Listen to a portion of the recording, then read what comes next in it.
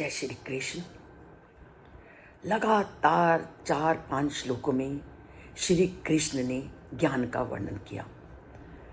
अब ज्ञान क्या है वो मैंने पहले भी कहा कि हम सब लोग जानते हैं कि ज्ञान क्या है, क्योंकि बचपन से हम इन्हीं चीज़ों को सीखते आए हैं कि किसी का बुरा ना करना, अहिंसा, बड़े बूढ़ों की सेवा करना, गुरु का सम्मान करना, विनम्रता को जीवन में धारण करना, अहंकार को स्थान न देना और सुख दुख इत्यादि विपरीत परिस्थितियों को एक समान देखना और जीवन में बुढ़ापा, मृत्यु, बीमारी, दुख इत्यादि को हमेशा ध्यान में रखना ताकि उस परमपिता परमात्मा के प्रति हम अग्रसर हो सके और नित्य उस परमपिता परमात्मा को प्राप्त करने का प्रयत्न करना।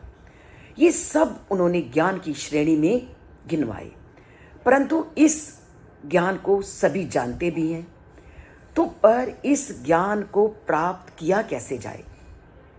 तो इस ज्ञान को प्राप्त करने के लिए श्री कृष्ण एक ही बात पर बल देते हैं और वो कहते हैं कि मयि च अनन्य योगेन भक्तिश्च व्यभिचारिणी विविक्त देश सेवित्वम अरति जन संसदी।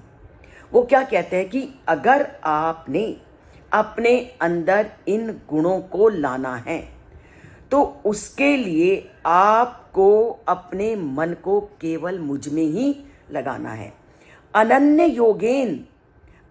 योगेन भक्ति अव्यभिचारिणी, कि निरंतर अपने मन को किसी और ना करके केवल मेरा ही स्मरण करो। श्री कृष्ण ने 4-5 श्लोकों में व्यक्ति के ज्ञान का वर्णन किया है कि अगर जीवन धारा को चलाना है तो इस ज्ञान को जीवन में अपनाना है और वो ज्ञान तुम्हें तभी मिलेगा अगर आप अपने मन, बुद्धि और इंद्रियों को केवल मुझ में लगा दोगी। और वो भी कैसे? अनन्य योगेन, एकमात्र मेरा ध्यान करते हुए। और उन्होंने क्या बोला कि इस ज्ञान को प्राप्त करने के लिए आपको थोड़ा प्रयत्न करना पड़ेगा। तो क्या करना पड़ेगा इसके लिए? विविक्त देश सेवितम, कि आप अकेले स्थान पर बैठ करके निरंतर मेरा चिंतन करो, क्योंकि अगर आप जन समुदाय में बैठोगे तो आपका मन भटकने की सकता है। तो मन ना भटके तो शुरू में आप एकांत स्थान पर बैठकर एकमात्र अपने मन, बुद्धि और इंद्रियों को मेरे में लगा दो। परंतु मन क्या करता है? हमेशा लोगों के समूह में बैठना, लोगों के समूह में बैठकर बातचीत करना। वो कहते हैं कि जितना आप जन समुदाय के संपर्क में रहेंगे उतना आप उस जीवन के परम लक्ष्य से दूर रहेंगे। जीवन का परम लक्ष्य प्राप्त करना है तो एकांत का सेवन करना जरूरी है। जब व्यक्ति एकांत में बैठता है तभी वो ज्ञानपूर्ण बातों का अध्ययन, ज्ञानपूर्ण बातों का चिंतन कर सकता है। आरंभिक अवस्था के लिए तो चाहे आप कीर्तन, भजन इत्यादि में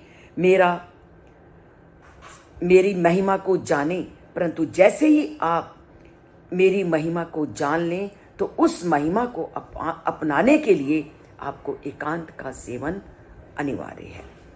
तो नित्य ही आप अपने मन और बुद्धि को एक अनन्य भक्ति के साथ मेरे में लगा दो और जन समुदाय में जितना कम हो सके उतना कम बैठने का प्रयत्न करो, क्योंकि जन समुदाय में व्यक्ति जितना अधिक संपर्क में रहता है उतना वो बुराई के दलदल में फंसता जाता है। तो बुराई के दलदल से दूर हटना है तो कम से कम जन समुदाय से अपना संपर्क बनाना है। तो ज्ञान को प्राप्त करने के लिए हम आज से अनन्य भक्ति से उस परम पिता परमात्मा को पाने का प्रयत्न करते हैं और मन और बुद्धि को केवल एकमात्र उसी परम पिता परमात्मा के चिंतन में लगाते हैं। तो पाना है उस परम पिता परमात्मा को, तो मन, बुद्धि और इंद्रियों को सदा उसमें ही लगाना है। तो उसके लिए, लगाने के लिए उनके श्लोकों के ज्ञान के महत्व को पढ़ना है, समझना है और जीवन में धारण करना है। और इसके लिए आपको प्रतिदिन भेजे गए श्लोकों को सुनना और पढ़ना ज़रूरी है, तभी आप अनन्य मन से उस परम पिता परमात्मा से जुड़ सकेंगे। तो जुड़ते हैं उस परम पिता परमात्मा से। इस चैनल को सब्सक्राइब करके, अगर नहीं किया, सब्सक्राइब एक बार करना है, लाइक जितनी बार चाहें आप कर सके, और लाइक में कभी भी कंजूसी नहीं करिए। ये छोटे छोटे गुण, ये छोटी छोटी आते ही हमें उस परम पिता परमात्मा के साथ जोड़ने का प्रयास कराती हैं। जय श्री कृष्ण।